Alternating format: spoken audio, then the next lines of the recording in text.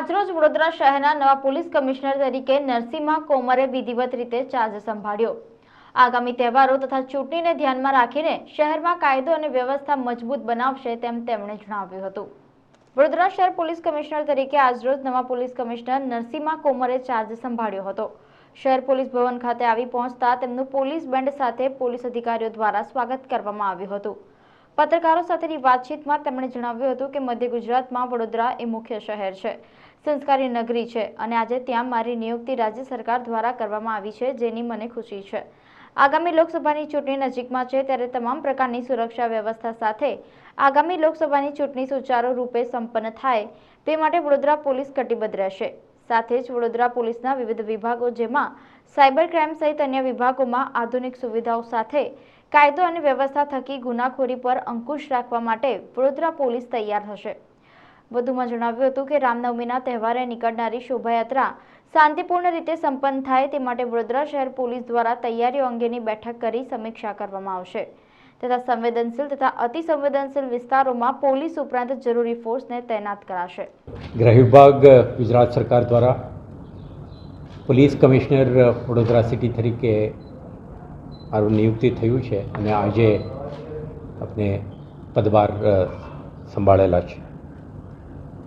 વડોદરા શહેર મધ્ય ગુજરાતમાં એક અતિ મહત્ત્વનું શહેર છે અને એક એમર્જિંગ મેટ્રોપોલિટન સિટી તરીકે એમનું ખાસ ઓળખ છે અને વડોદરા સિટી એક સંસ્કારી નગર તરીકે એક રિચ હેરિટેજ ધરાવતા શહેર હોવાના કારણે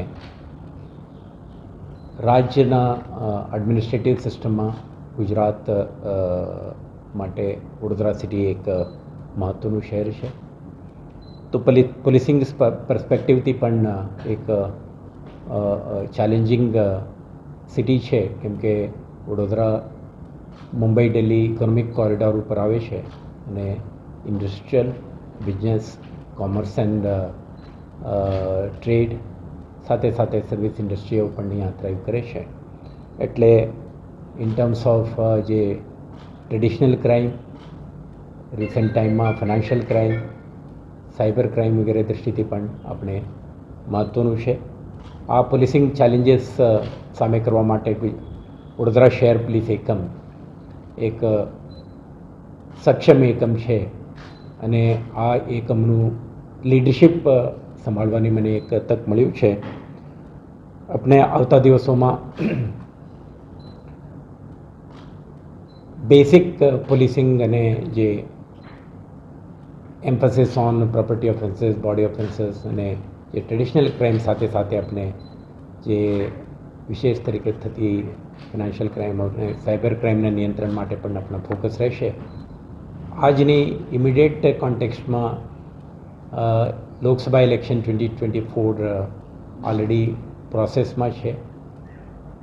નોમિનેશન ફાઇલ કરવાની પ્રક્રિયા શરૂ થઈ ગયું છે એટલે મોડલ કોડ ઓફ કન્ડક્ટ આખા પીરિયડમાં ઇલેક્શન કમિશન ઓફ ઇન્ડિયાના જે માર્ગદર્શી સૂચનાઓ છે ગાઈડલાઇન્સ છે તે મુજબ એક નિષ્પક્ષ પાર્ટિસિપેટરી અને પીસફુલ ઇલેક્શન સંપન્ન થાય તે માટે વડોદરા પોલીસ સક્રિય રહેશે અને મને વિશ્વાસ છે આપણા પોલીસિંગ ઇનિશિયેટિવ માટે શહેરજનો આપણે સંપૂર્ણ સહકાર અને સાથ આપશે અને જે કંઈ શહેરના સુરક્ષા સલામતી અને નાગરિકોના વેલબિંગ માટે આપણે ઇનિશિયેટિવ લઈશું આમાં પ્રજાજનો તરફથી આપણે સંપૂર્ણપણે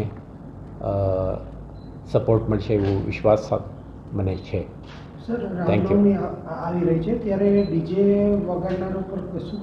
વડોદરા શહેર પોલીસ ડિટેલ્ડ સિક્યુરિટી અરેન્જમેન્ટ કરી રહ્યા છે।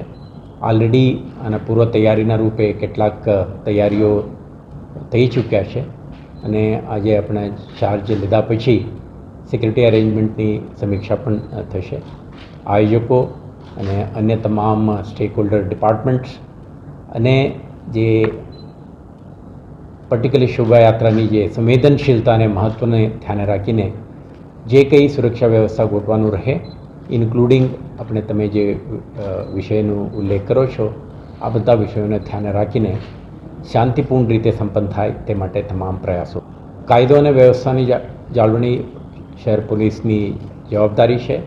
આપણા ઇતિહાસમાં જે બનેલી ઘટનાઓ, આજની પરિપ્રેક્ષ્યમાં જે સંવેદનશીલતા, બધા જ ધ્યાને રાખી જે કંઈ સુરક્ષા વ્યવસ્થાની જરૂર છે, ઇન્ક્લુડિંગ મોબિલાઇઝેશન ઓફ ફોર્सेस, સંવેદનશીલ વિસ્તારમાં એમના તૈનાતકી, વિશેષ ઇક્વિપમેન્ટ એન્ડ ટૂલ કિટ્સ, અને જે ક્રિમિનલ એન્ટી સોશિયલ એલિમેન્ટ્સ જો કંઈ પ્રયાસ કરવાનો એ અંદેશા હોય એવા વિસ્તારમાં આપણે એમને ટાર્ગેટ કરીને સંપૂર્ણ રીતે શાંતિ વ્યવસ્થા જળવાઈ રહે તે માટે તમામ આયોજન